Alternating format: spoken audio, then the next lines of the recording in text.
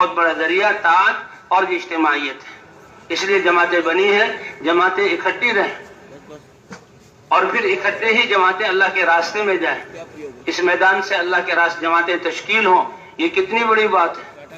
فرمایا کہ جماعتیں جب تشکیل ہو جائیں، جو ہی ہمیں پرچہ ملے تو فوراً ہم اللہ کے راستے میں روانہ ہوں، اور جہاں سے روانہ ہو رہے ہیں اپنے ساری چیزیں اور اسباب یہاں سے ساتھ لے کر چلیں اور وہ اللہ کے راستے میں روانہ ہو جائیں۔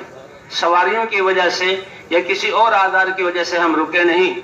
جب ہم نے وقت اللہ کو دے دیا، اس کی قیمت بہت زیادہ ہوگی کہ ایک ایک صبح ایک ایک شام یہ دنیا اور دنیا کے خزانوں کے مالک بن کر صدقہ کرنا اس سے بہتر ہے۔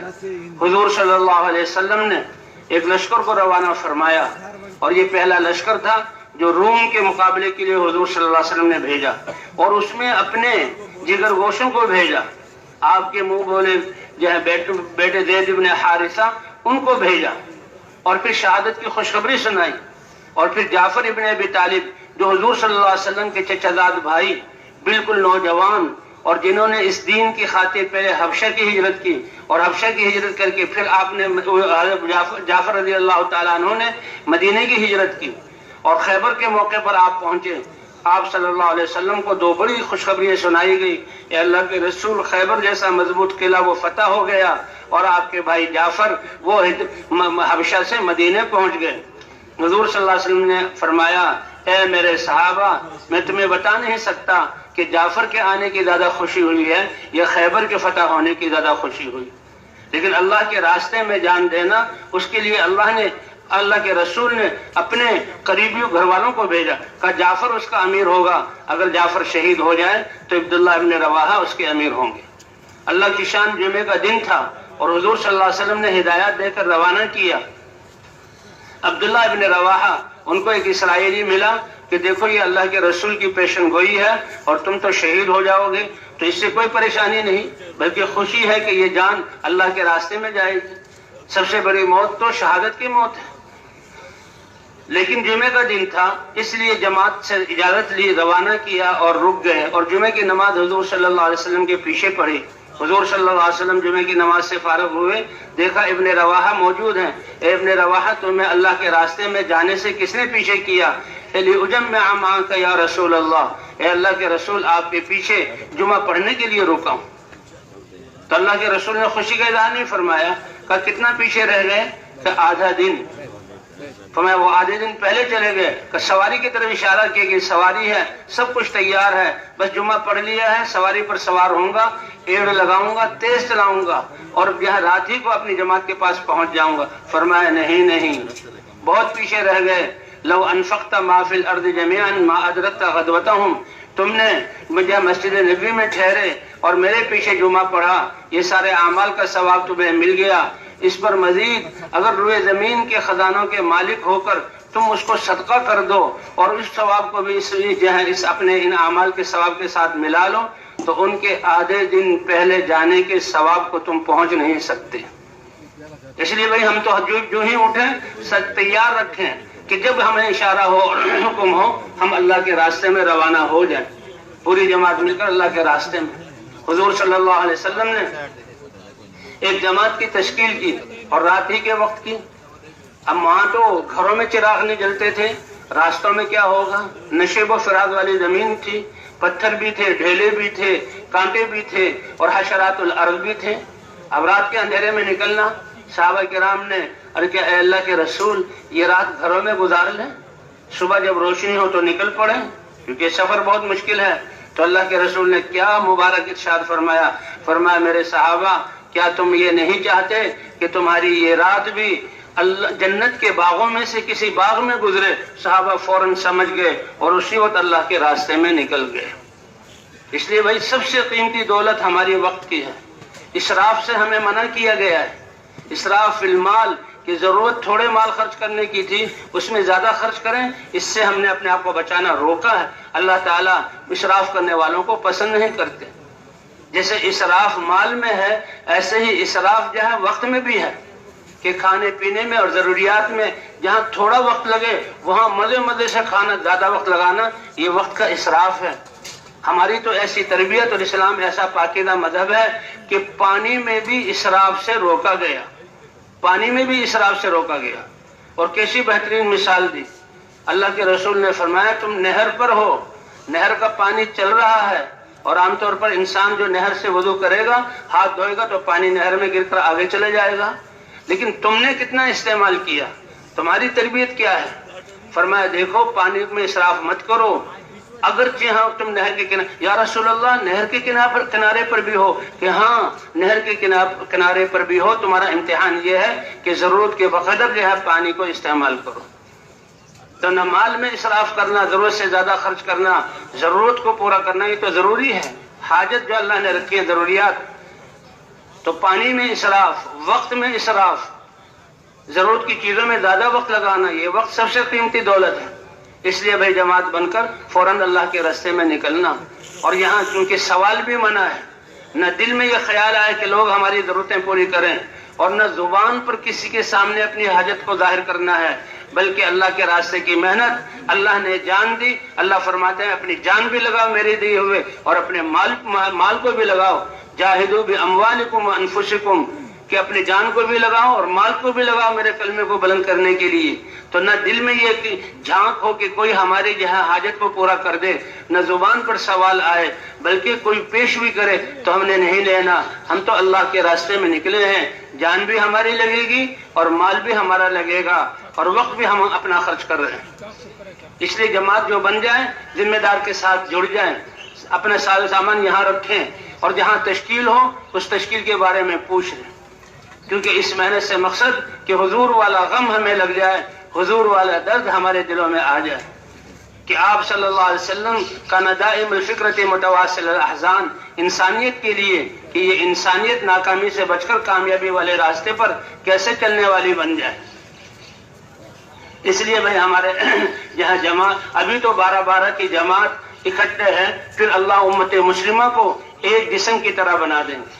ماشاء اللہ مرکزوں میں کتنا بڑا مجمع جمع ہوتا ہے، کیسے محبت سے رہتا ہے، جوڑوں پر یہ جوڑ ہے، لاکھوں کا مجمع جمع ہے، اجتماع پر اس سے بھی زیادہ اللہ تعالیٰ اس دین کی برکت سے جوڑ بٹھا رہے ہیں۔ اس لیے بھائی جہاں تشکیل ہوئی وہاں کے حالات معلوم کر لیے جائیں کہ ہمارا اللہ کے راستے میں نکلنے کا مقصد کہ یہ دعوت والا کام ایسا ہے، جو کرنے والے ہیں ان کی تربیت بھی ہو رہی ہے، ہم سب سیکھنے والے ہیں اور اپنی تربیت کے لیے نکلنے ہیں۔ ابتدا اپنی ذات سے ہے، اللہ نے ہمیں دین کی ذمہ داری دی، اس لیے ساری انسانیت کی بھی فکر، تو اس کی دعوت ایسا عمل کہ کرنے والوں کی بھی اصلاح اور تربیت ہو رہی ہے، اور ان کا یقین بھی درست ہو رہا ہے، اور ان میں بھی دین پر چلنے کی استعداد پیدا ہو رہی ہے، اور جہاں جہاں یہ پھر رہے ہیں اور ان کے جو ہے تھکاوٹیں ہو رہی ہیں، کہ جسم سے جو ہے انوارات نکل رہے ہیں، ان کی دعوت کے انوارات فضاؤں میں آ رہے ہیں اور لوگوں کے کانوں میں بات پڑ رہی ہے، ایک ہی وقت میں اللہ تعالیٰ ان کے دلوں کو بھی بدل رہے ہیں۔ یہ دعوت تو اتنا بڑا امر ہے اور انقلاب لانے کے اتنے بڑا طاقت والا کہ اللہ خود داعی ہے، واللہ یدعو الی دار السلام، تمام انبیاء کو دعوت دے کر بھیجا گیا، اور ختم نبوت کی وجہ سے اللہ نے دعوت والا کام اس امت کے ہر فرد کو، مرد اور عورت کو عطا فرمایا۔ اس لیے بھائی ساری چیزیں یہیں سے پوری کر کے 2 ساتھی خدمت میں لگا دیے جائیں۔ اب ہم پیدل چلیں، اللہ قادر تھے اپنے نبی کو براق سواری دے کر پوری دنیا میں پھرا دیتے ہیں۔ لیلۃ المعراج میں آسمانوں پر اور جنت کی سیر اللہ کے دربار میں وہ براق سواری بھیجی گئی، لیکن دعوت والا کام حضور طائف پیدل گئے۔ اب آپ کا کتنا سفر جو ہے ہجرت کا پیدل ہوا، پھر اونٹے پر سوار ہوئے، اور صحابہ کرام پیدل بھی چلے۔ تو اس لیے بھائی پیدل چلنا، جماعت ایک ساتھ ہو، 2 کی جوڑی بنا دی جائے، ایک نیا اور ایک پرانا، کیونکہ اللہ کے راستے میں نکل کر کچھ اعمال کرنے ہیں زیادہ، سب سے اہم اور بنیادی عمل وہ دعوت کا ہے۔ چاہے آپس میں 2 پرانے ہوں، پھر بھی قربانی اور صفات بڑھنے میں اور وقت کے دینے میں ایک دوسرے کو ترغیب اور دعوت دینا، یہ دعوت بہت طاقتور امر ہے۔ اسی دعوت سے دنیا کا باطل ختم ہوتا ہے۔ یہ مؤذن جب اذان دیتا ہے تو یہ اذان دعوت تامہ ہے۔ یہ شیطان جو انسانوں کو گمراہ کرتا ہے، جہاں تک اذان کی آواز گونج رہی ہے فضاؤں میں، شیطان ٹھہر نہیں سکتا۔ اس لیے فرماتے ہیں دنیا کا باطل ختم کرنا چاہتے ہیں تو پوری امت مسلمہ دعوت پر کھڑی ہو جائے تو اللہ باطل کو ختم فرما دیں گے۔ تو سب سے پہلے دعوت ہے، اجتماعی دعوت میں لگنا ہے، انفرادی دعوت میں لگنا ہے۔ اس کو زیادہ کرنا ہے. دوسرا جو ہے تعلیم و تعلم ہے کہ اللہ نے اپنا دین اتارا, ساری زندگی اللہ کے احکام سے ہماری آباد ہے, ان کو سیکھنا اور سکھانا, اس میں لگنا ہے. اور تیسرا عبادات, احکام میں سب سے بڑی اہم عبادت نماز ہے. جیسے دعوت سے ایمان بڑھتا ہے اور ایمان کی طاقت سے انسان میں اللہ کے احکام پر چلنے کی استعداد پیدا ہوتی ہے, تو نمازوں سے بھی انسان کے جسم کا استعمال درست ہوتا ہے. ان الصلاۃ تنہی عن الفحشاء والمنکر, نمازوں کو بھی بنانا ہے کہ یہ نماز ایک ایسا, باقی جتنے بھی احکام ہیں دنیا کے سارے کام و کاج کرتے ہوئے انسان روزہ رکھتا ہے, زکوٰۃ دیتا ہے, حج کرتا ہے, نماز اللہ کو اتنی پیارا عمل ہے, یہ عبادت ہے کہ اس میں تو انسان سب کچھ, دل کو بھی فارغ کرے, دماغ کو بھی فارغ کرے, دنیا کو چھوڑ کر آئے, اللہ کے گھر میں آئے اور سارے اعضاء کو اللہ کے احکام کا پابند کر لے. اس لیے فرمایا نمازوں کو بنانا, یقیمون الصلاۃ, نمازوں کو درست کر کے سنوار کے پڑھتے ہیں. ہر ہماری نماز پچھلی نماز سے اچھی ہو, اللہ اس کے توفیق عطا فرما دے. اس لیے عبادات کو اچھا کرنا اور بھائی حضور صلی اللہ علیہ وسلم علیہ اخلاق کے ساتھ خدمت کرنا کہ اس حضور صلی اللہ علیہ وسلم کو یہ محنت دی گئی, دین دیا گیا, انسانوں کو جوڑنے کے لیے اللہ نے نرمی عطا فرمائی اور صبر کا حکم دیا. جی ہاں, نرمی عطا فرمائی, صبر کا حکم دیا, تواضع کا حکم دیا. تو بھائی ان اعمال کو زیادہ کرنا. اب یہاں سے روانہ ہوتی دو ساتھیوں کی جوڑی بن جائے. حضور صلی اللہ علیہ وسلم جب صحابہ کے لشکروں کو روانہ فرماتے تھے تو دو کی جوڑی, دو یا تین کی جوڑی, حتیٰ کہ مہاجرین و انصار ان کی بھی جوڑیاں بنائی ہوئی تھی. ایک جو ہے صحابی وہ حضور کی مجلس میں رہتے تھے, ایک دنیا کے کاموں میں لگتا تھا, شام کو جمع ہو کر پھر جو سنا ہے وہ سنا دیتے تھے, اگلے دن باری بدل جاتی تھی. تو اجتماعیت میں اللہ نے خیر رکھی ہے, برکتیں رکھی. دو کی جوڑی ہو اور جماعت بھی اکٹھے ہو کر چلے اور جہاں جانا ہے وہاں کے حالات معلوم کر لیے جائیں تاکہ ابھی سے ہماری فکر اور دعائیں. اور پھر حالات معلوم کرنے کا کیا مطلب کہ جس علاقے میں ہم جا رہے ہیں وہاں والوں کی دین پر چلنے کے اعتبار سے کیا حالت ہے اور دین کی محنت کے اعتبار سے ان کی کیا حالت ہے. اس حالت کے بقدر اپنی سوچ کو دین کے لیے لگانا. انسان اپنے جسم کی جس صلاحیت کو دین کے لیے لگاتا ہے اللہ اس میں برکتیں عطا فرماتے ہیں. جب ہماری فکر دین کے لیے استعمال ہوگی تو اللہ راہیں کھولیں گے, اللہ جو ہے سجھائیں گے کہ کیا کرنا ہے. اسی لیے مشورہ ہے. تو اس لیے بھائی وہاں کے حالات معلوم کر لیے جائیں اور یہیں سے اس کے لیے دعا اور سوچ, اے اللہ تیرے نبی کی یہ امت, ہمارے مسلمان یہ بھائی, یہ کیسے دین پر چلنے والے بن جائیں, کیسے دین کی محنت کے لیے نکلنے والے بن جائیں, جان و مال کو لگانے والے بن جائیں. اور بھائی دو ساتھی خدمت کے لیے بھی مقرر کیے جائیں. اس لیے کہتے ہیں ذمہ دار ساتھیوں سے ایک طرف کا خرچہ اور 1-2 دن کے جہاں کھانے کے پیسے وہ جمع کر لیے جائیں اور 2-3 ساتھیوں کے پاس تقسیم کیے جائیں, ایک ساتھی کے پاس نہ رکھا جائے. اور پھر یہاں سے جانے کا وقت ہو تو ہماری تیاری تو پہلے سے ہو اور پھر یہاں سے 2 ساتھی ہو کر ہم چلیں. بس اسٹاپ پر پہنچے ہیں اور اسٹیشن پر پہنچے ہیں, گاڑی کا انتظار ہے, تو بھئی اس طرح 2 ساتھی مل کر وہاں جو لوگ آئے ہوئے انتظار میں بیٹھے ہوئے, یہ تو اللہ نے یعنی ہم تبلیغ والے تو بھی مسلمان کا وقت ہمیں مل جائے, یہ ایک اللہ کی طرف سے نعمت, ان کی قدر کریں گے تو اللہ پھر علاقوں میں ہم سے کام لیں گے. اس لیے 2 ساتھ جمع کر کے بیان کرنا یہ مزاج نہیں ہے. وہ تو اب پورے دن تھکنا اور پھر شام کو بیان کے لیے اللہ رسول کی بات سنانا, لیکن اڈوں پر اور جہاں گاڑی میں جمع کر کے بیان یہ نہیں. 2 ساتھی ہوں اور جو ہے وہ دعوت ایک مسلمان کے پاس جائیں اور دعوت دیں, گاڑی کے آنے سے پہلے, بس کے آنے سے پہلے. اور اجتماعی سامان جو ہے اس کا بھی ہر ایک اپنے ساتھ جو ضرورت کا سامان ہے ساتھ لے کر جائے تاکہ وہاں جا کر خرید و فروخت نہ کرنی پڑے. وہاں جا کر لوگوں کے پاس جو کچھ ہے ہماری نظر اس کی طرف نہ جائے, اپنا پورا انتظام کر کے جائیں اور دل میں استغنا ہو جو کچھ ان کے پاس ہے. تو بھی پہلے وہاں دعوت چلائیں اور پھر ہمارا ہر سفر, ہماری جو حفاظت ہوگی وہ سنتوں کو اختیار کرنے سے, سنت زندگی میں نفس کے شر سے اور شیطان کے شر سے ہماری حفاظت ہوگی. اور جتنا ہمارا ہر عمل سنت کے مطابق ہوگا اس سے ہماری تربیت بھی ہوگی اور اللہ تعالی ہمارے ذریعے سے امت کو بھی فائدہ دیں گے. اس لیے راستے کے دائیں طرف چلنا, ذکر کرتے ہوئے چلنا, نظروں کی حفاظت کرنی ہے, نظروں کی حفاظت کہ ہم تو اپنے دلوں کو اور اللہ جو ساری امت کے ساری امت مسلمہ کے دلوں کو اللہ کی طرف متوجہ کرنے آئے ہیں. یہ نظر تو شیطانوں کے تیروں میں سے ایک تیر ہے. حلال چیزیں اچھی چیزیں یہ دیکھے گا, اس کا خیال آ جائے گا, اور پھر وہ خیال نمازوں میں بھی ہمیں نہیں چھوڑے گا. اس لیے کہتے ہیں حرام سے تو اپنی نظروں کو بچانا ہے, لیکن حلال سے بھی بچانا ہے تاکہ ان کا اثر ہمارے دل میں نہ آ جائے. اچھی گاڑی گزری تو اسی کو دیکھنے میں لگ گئے, اچھے مکان سے گزرے تو اسی کی اچھائی میں مگن ہو گئے. یہ تو دنیا ہے. تو نظروں کی حفاظت کرتے ہوئے چلنا, سوار ہونا وہ بھی آداب کے ساتھ. 2 ساتھی خدمت کے لیے وہ بس والوں سے بات کریں اور ان سے بھی یہ کہیں کہ بھئی ہم تو اللہ کے راستے میں نکلے ہیں, نماز کے لیے ایسی جگہ روکنا جہاں پر جو ہے وہ پانی وغیرہ کی ضروریات موجود ہوں, تاکہ وہ ساتھیوں کو استنجا وضو کی ضرورت ہو تو وہ استنجا وضو کر کے نماز جماعت سے پڑھ لیں.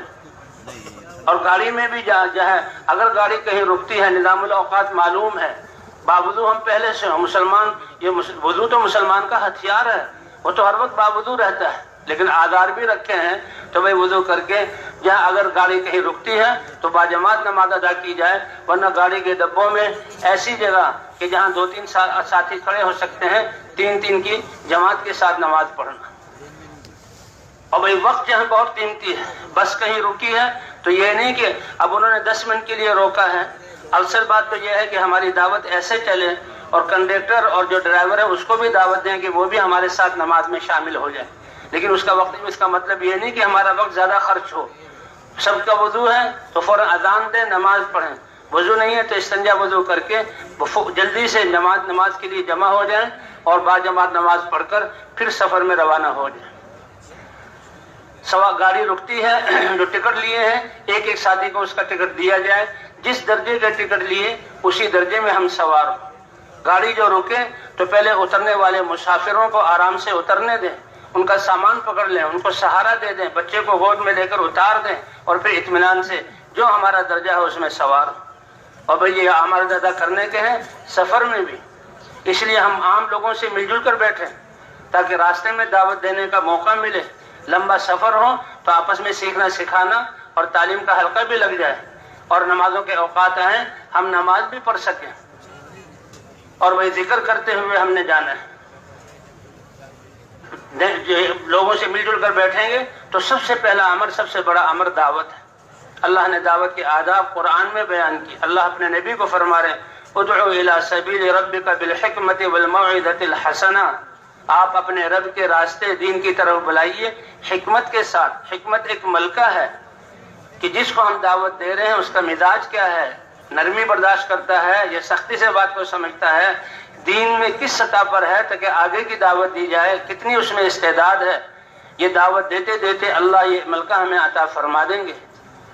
اور کسی کو سمجھانے کے 2 طریقے ہوتے ہیں, ایک سختی اور برے الفاظ کے ساتھ اور ایک اچھے الفاظ کے ساتھ. والموعظۃ الحسنہ, ایسے نصیحت کیجئے جو دل میں اثر کرے اور اچھے طریقے پر. اس لیے ہر مسلمان جس سے ملاقات ہو وہ ہم یعنی سمجھ جائے کہ اس میرے بھائی نے تو مجھے بہت بڑے ذمہ داری کی طرف متوجہ کیا. اسی دعوت دینے میں حکمت میں سے یہ ہے تھوڑا سا تعارف ہو جائے. تعارف ہونے میں بھی ہونے میں ہی پتہ لگ جائے گا کہ یہ کس استعداد کا اور کتنا وقت ہے اس کا. اس وقت میں اس کو جو ہے دعوت ہم پوری کر لیں. اللہ نے یہ دعوت اتنا بڑا طاقتور امر ہے, یہ اس کا اعجاز ہے کہ ہمارا اعلان کرنے والا چند سیکنڈوں میں اپنی بات کو پورا کر لیتا ہے. اور بھائیوں, میری اور آپ کی اور سارے دنیا کے انسانوں کی کامیابی کے لیے اللہ نے اپنا مبارک دین مرحمت فرمایا. دین زندگی گزارنے کا وہ طریقہ جو اللہ نے اتارا, نبی لے کر آئے. اب یہ دین ہماری زندگیوں میں کیسے آ جائے تاکہ ہم کامیاب ہو جائیں, اس کے لیے نبیوں والی محنت ہے, یہ راستہ ہے. ختم نبوت کی وجہ سے یہ محنت ہر کلمہ گو مسلمان کے ذمہ ہے. اس کے بارے میں ہم بات ہوگی, آپ تشریف رکھیں. اس نے بات کا خلاصہ متکلم چند منٹوں میں اس کو پھیلا کر ہر مسلمان کو تیار کرتا ہے مسجد میں لانے کے لیے. انفرادی دعوت میں ہم اس کو منٹوں اور گھنٹوں تک لے جاتے ہیں, بیان کرنے والا بھی گھنٹوں سمجھاتا ہے. تو کتنا وقت ہے, اسی وقت میں اس کو جو ہے سمجھانے کی کوشش کریں. اور بھائی جان اور مال اپنا, ہم تو لوگوں کا اکرام کریں لیکن لوگوں کے پاس جو کچھ ہے نہ ہمارے دل میں ہو, اگر وہ دے بھی تو پھر احتیاطاً معذرت کر دی جائے, ان کی اس کی کسی چیز کو لیا نہ جائے. اگر وہ کہے کہ میں تمہارے ساتھ چلتا ہوں تو یہ سمجھایا جائے کہ اس کام کی تو ایک ترتیب ہے. اللہ کا شکر ہے آپ نے کام کو سمجھا, نیت کی, تو اپنے علاقے میں اپنی مسجد والوں کے ساتھ جڑیں, 5 نمازیں جماعت کے ساتھ پڑھیں, تعلیم میں وہاں بیٹھیں, ملاقاتوں گشتوں میں جائیں اور علاقے سے جماعت بنا کر پھر اللہ کے راستے میں نکلیں. اترنے سے پہلے یہ ہماری دعوت پوری ہو چکی ہے. تو اس طرح جو ہے سفر بھی ہمارا آداب کے ساتھ جتنا سنت کے مطابق ہوگا, ہمارے یعنی نفس کے شر سے اور شیطان کے شر سے ہماری حفاظت ہوگی. اور جن علاقوں میں ہم جب گئے, بس سے جہاں اترے, اب بستی میں داخل ہونا ہے, اسٹیشن سے جماعت اتری, اب اللہ کے راستے میں گئے, سردی گرمی, سفر کی تھکاوٹ اور بھوک یا کھانے پینے کا ضروریات کا آگے پیچھے ہونا, یہ اللہ کے راستے کے ایسے تحفے ہیں کہ اس پر اللہ اپنی رضا اور ہدایت کے فیصلے فرماتے ہیں. شیطان بھی اس وقت حملہ کرتا ہے. اس لیے بھائی سارے ساتھیوں کو جمع کر کے سب کی حوصلے اور ہمت بڑھائی جائے کہ دیکھو دنیا کے بھی لوگ کتنے سفر کر رہے ہیں, ہم سے پہلے سوار تھے اور ہم سے زیادہ سفر طے کریں گے اور ہم سے زیادہ مشقتیں برداشت کر رہے ہیں. حالانکہ دنیا کی قیمت اللہ کے ہاں کچھ بھی نہیں. اللہ نے اپنے راستے میں نکلنے کی توفیق عطا فرمائی. اللہ کے راستے میں نکلنے کہ اللہ کے راستے, وہ تو ایمان والے کی بھوک اور پیاس کا ایک ایک لمحہ اور تھکن اور جو ہے رنج اور غم کا اس کو ایک ایک نیکی بنا کر لکھ دیا جاتا ہے, اور اللہ کے راستے میں نکل کر تو ان کا اجر لاکھوں اور کروڑوں گنا بڑھا دیا جاتا ہے. تو یہ اللہ کے راستے کی تھکن ہے.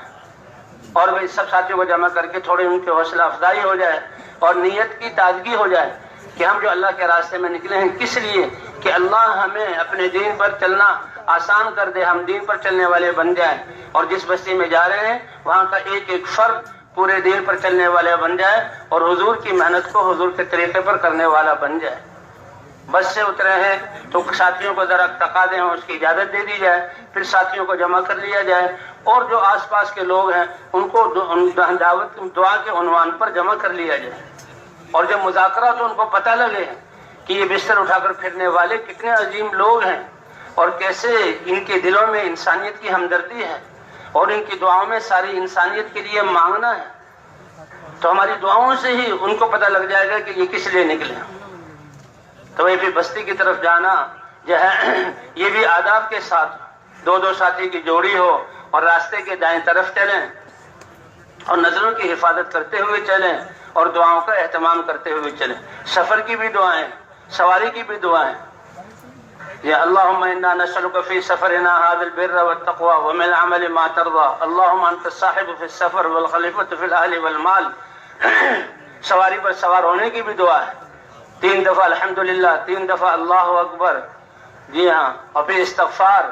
اور سواری چلے تو سبحان الذی سخر لنا هذا وما كنا له مقرنین وانا الى ربنا لمنقلبون. اسٹیشن سے یا علاقے میں جہاں اگر مرکز میں گئے ہیں تو مرکز والے آئیں گے تو مرکز والوں کو اپنی جماعت کی کیفیت کہ بھئی اتنے افراد ہیں اور اس سطح کے ہمارے ساتھی ہیں, اور ان سے مسجدوں کے حالات لے لیے جائیں. جماعت جو جماعت ہے ذمہ دار یہ مشورے سے مسجدوں کو کہ کن مسجدوں میں جانے سے ہمارا فائدہ ہوگا, علاقے والوں کا فائدہ ہوگا. اگر جماعت مضبوط ہے پرانی کی ہے تو نئے علاقے لیے جائیں. درمیانہ جماعت ہے تو درمیانہ جہاں محنت ہے ان مسجدوں کو لیا جائے. اور اگر بھائی کمزور جماعت ہے تو جہاں فعال مسجدیں ہیں تاکہ ہمارے ساتھیوں کی تربیت ہو جائے. اور دن کو پہلے سے متعین نہ کیا جائے. ہمارا ہر مسجد میں جانے کا مقصد 100% لوگوں سے ملاقات کرنا, دین اور ایمان کے نفع بتلانا اور اس ذمہ داری کا احساس دلانا اور ان کو اس محنت کے لیے تیار کرنا. 100% لوگوں سے ملاقات بھی ہو جائے اور نقد جماعتیں اللہ کے راستے میں نکل جائیں اور اس مسجد میں مقامی جماعت بنا کر جائیں, جیسے حضور صلی اللہ علیہ وسلم پوری امت کو بنا کر گئے. سارے صحابہ حضور کی فکر اور محنت والے اور حضور کے جذبے والے تھے, اور وہاں ان سے پوری دنیا میں جو ہے دین پھیلا. تو اصل بات یہ ہے کہ جہاں وہاں مقامی اگر پہلے سے کام موجود ہے تو اس کو اور مضبوط کر دیں, ساتھی قربانی میں اور صفات میں آگے بڑھیں. سارے سب پرانے ساتھی جو ہیں وہ کام کو کرنے والے بن جائیں. تو مقامی جماعت پہلے سے موجود ہے اس کو مضبوط کرنا, نہیں ہے تو جماعت بنانا. اس کے لیے 1 دن میں کام پورا ہو جائے تو بہت اچھا ہے, ورنہ 2 دن اور تیسرے دن بھی رہ سکتے ہیں. بہت مجبوری کی صورت میں جماعت کی وصولی ہے 4 دن, تو بھائی 3 دن پہلے سے اوقات متعین نہ کیے جائے. اور فرمایا کہ جو کناروں کی بستیاں ہیں فقراء اور مساکین کی، ان کی بستیوں سے کام شروع کیا جائے، اور ان سے ہوتے ہوتے ہم نے تو ہر طبقے کو لینا ہے۔ حضرات انبیاء کرام کی سب سے پہلے بات وہی لوگ مانتے تھے کہ جن کے دلوں میں اسباب اور دنیاوی نقشوں کے یقین نہیں ہوتے تھے، فقر و فاقے والے، مزدوری کرنے والے اور بہت سادہ زندگی والے، یہی سب سے پہلے بات کو مانتے تھے۔ قرآن پاک میں اس کا ذکر ہے۔ ایسے لوگوں پر محنت کرتے ہوئے پھر جہاں کوئی کسی طبقے کو اور کسی مسجد کو ہم نے چھوڑنا نہیں۔ تو بھائی جب مسجدوں میں جائیں، بستی میں داخل ہوئے تو بستی کی دعا اللہم بارک لنا فیہا، اللہم انا نسألک خیر ھذا القرية، یہ دعائیں پڑھ لی جائیں۔ اگر نیا ساتھی ہے اس کو یہ دعائیں پڑھا دی جائیں۔ ایک بستی سے دوسری بستی کی طرف منتقل ہو رہے ہیں، اگر پہلے ہی سے اطلاع کر دی جائے تو پرانے ساتھی پہلے سے موجود ہوں گے اور اسی وقت مشورہ ہو کے ہمارا کام شروع ہو جائے گا۔ اگر پرانے ساتھی نہیں ہیں تو بھئی اس مسجد میں جائیں۔ اب جہاں بستی میں گزر رہے ہیں تو نظروں کی حفاظت کرتے ہوئے مسجد کے سامنے آئے تو مساجد اللہ کا گھر ہے، مسجد میں داخل ہونے کے بھی آداب ہیں، یہ عبادت کے لیے بنے۔ مسجد میں اعتکاف کی نیت سے داخل ہوں، پہلے رک جائیں، اللہ کے گھر کی عظمت اپنے دل میں لائیں، اور داخل ہونے کے بھی آداب ہیں کہ بسم اللہ والصلاۃ والسلام علی رسول اللہ، اللہم افتح لی ابواب رحمتک، اور داخل ہونے کے لیے پہلے بائیں پاؤں سے جوتا نکال کر جوتے پر رکھ دیں اور دائیں پاؤں سے جوتے سے پاؤں نکال کر مسجد میں اور یہ دعا پڑھیں۔ اگر وہاں پر کوئی کمرہ ہے جماعت والوں کے لیے تو سامان خدمت کا اور بستر وغیرہ وہاں رکھیں اور اعمال مسجد میں کریں۔ اگر نہیں ہے تو پھر سلیقے سے سامان ایک کونے میں مرتب کر کے چادر سے ڈھک دیا جائے، لیکن خدمت کا سامان مسجد کے اندر نہ لے جائیں۔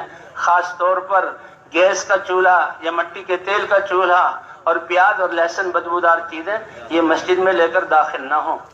مساجد اللہ کا گھر ہیں، فرشتے آتے ہیں، یہ انسان اس کو جو بدبو سے کراہت ہوتی ہے تو فرشتے تو بنے ہوئے ہی نور کے ہیں۔ اس لیے کہ مسواک، کہ وضو میں مسواک کر لو تاکہ منہ کی بو زائل ہو جائے۔ یہ مسلمان جب قرآن پڑھتا ہے تو فرشتے منہ سے منہ لگا کر اس کی قرآن کو سنتے ہیں، اس لیے بدبودار چیزیں لے کر داخل نہ ہوں۔ اور سب سے پہلے اگر مسجد کی خدمت کی ضرورت ہے، صفائی وغیرہ وہ خدمت کر دیں، ٹینکی بھر دیں، اور سب سے پہلے 2 رکعت نماز پڑھ کر اللہ سے مانگیں۔ اللہ نے جہاں دعوت دی ہے اس کو راضی کرنے کے لیے اللہ نے دعا والی طاقت بھی دی ہے کہ مخلوق کو جس بات پر لانا چاہتے ہیں پہلے اللہ کے دربار میں ہم جو ہے اس کو رکھ دیں۔ اللہ کی طرف سے فیصلے ہوئے تو ہمارے لیے آسانی ہوگی۔ اور یہ بھی آتا ہے کہ انسان جب اپنے گھر سے نکلتا ہے یا اپنے ٹھکانے سے نکلتا ہے، ایک تو بسم اللہ توکلت علی اللہ ولا حول ولا قوت الا باللہ کا گھر والوں کے لیے بہترین اپنا خلیفہ کہ 2 رکعت نماز نفل پڑھ کے گھر سے نکلے۔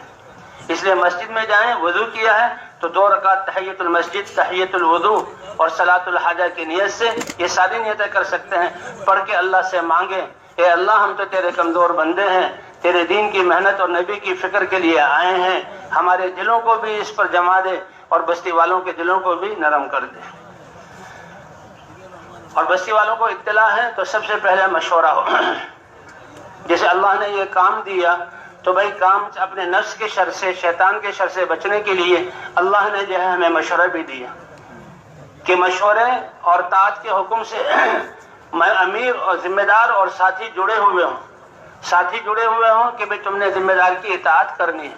فرمایا کم درجے کا بھی ہو اس کی اطاعت کرو، یہ تربیت ہے نفس کی۔ اور امیر ذمہ دار جو ہے وہ ساتھیوں کے مشورے کا پابند ہے، مشورے سے چلیں، اس لیے مشورہ قائم کیا جائے۔ اللہ کے رسول صلی اللہ علیہ وسلم کی تربیت وحی سے ہو رہی ہے۔ اللہ جو ہے وحی نازل فرما رہے ہیں، حکم وشاورہم فی الامر، ساتھیوں کی حوصلہ افزائی اور ان کی ہمتیں بڑھانے کے لیے، ان کی استعدادوں کو کام میں لانے کے لیے آپ ان سے مشورہ کیجیے۔ اور پھر صحابہ کرام ایسے مشورہ کرنے والے تھے کہ اللہ نے ان کے مشورے کی صفت کو قرآن میں ذکر کیا، وَأَمْرُهُمْ شُورَىٰ بَيْنَهُمْ، ان کا معاملہ آپس میں مشورے سے طے ہوتا ہے۔ اس لیے بھائی جاتی سارے ساتھی پرانے ساتھیوں کو اطلاع ہے تو وہ مشورے کے لیے جمع ہو جائے۔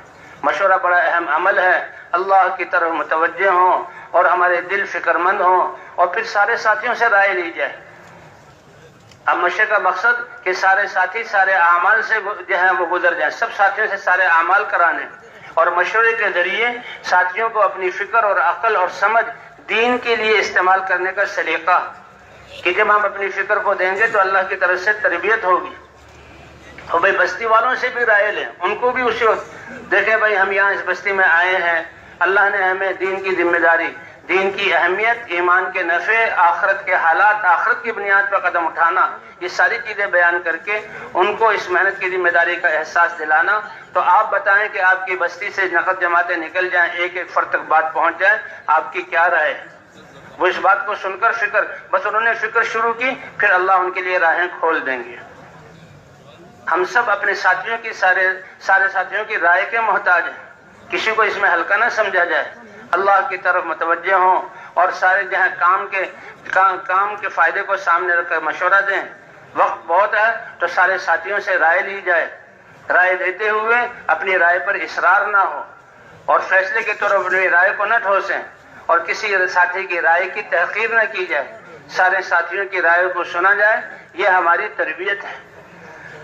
یہ مشورے کے ذریعے اے اللہ، اور دل میں دعا، اے اللہ جو تیری منشا ہے وہ ہم پر کھول دے، اور جس میں ہمارا بستی والوں کا فائدہ ہے اس کے لیے ہماری 24 گھنٹے کیسے استعمال ہوں، اس کی دعا کرتے ہوئے اب سارے ساتھیوں سے مشورہ کر کے، مشورے کے بعد سب سے پہلے بھائی جب یہاں بستی میں پھیل جانا ہے اور دعوت دو ساتھیوں کی جوڑی ہو، 2 ساتھی مسجد میں رہ جائیں کہ آنے والوں کو سنبھالیں، اور 2 ساتھی خدمت کے لیے لگ جائیں، اور باقی جوڑیاں بن کر کسی فرد کو ہم نے 100% ملاقاتیں کرنی ہیں۔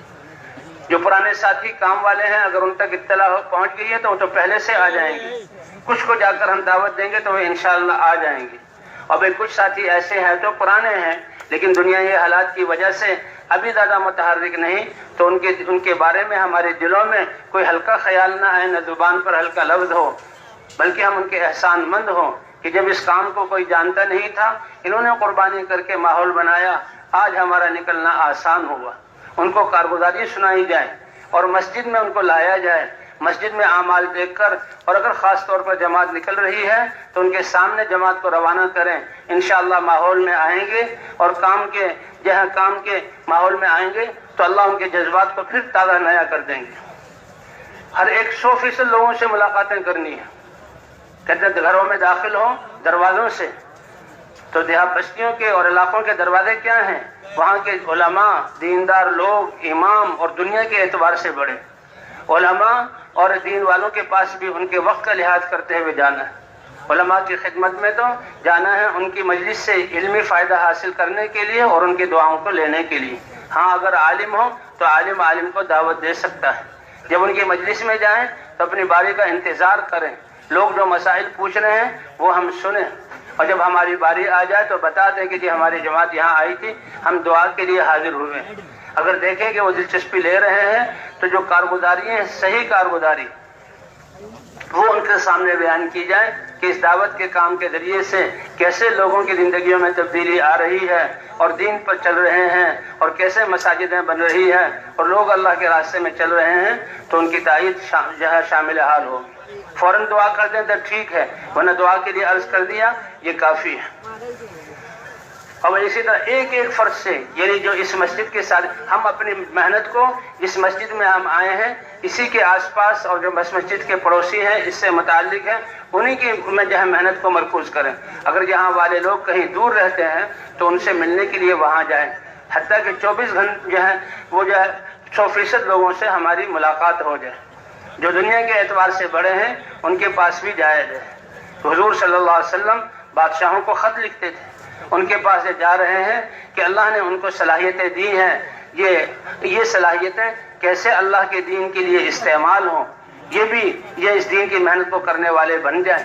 ان کو زیادہ صلاحیتیں دی، اس لیے حضور کہتے تھے کہ تمہاری بادشاہت کی اور تمہاری ان چیزوں کی ہمیں کوئی ضرورت نہیں، تم اسلام لے آؤ سلامتی پا جاؤ گے، اور تمہارے اسلام لانے سے جتنے تمہاری رعایا میں لوگ اسلام لائیں گے تو اس کا ثواب بھی تمہیں ملے گا۔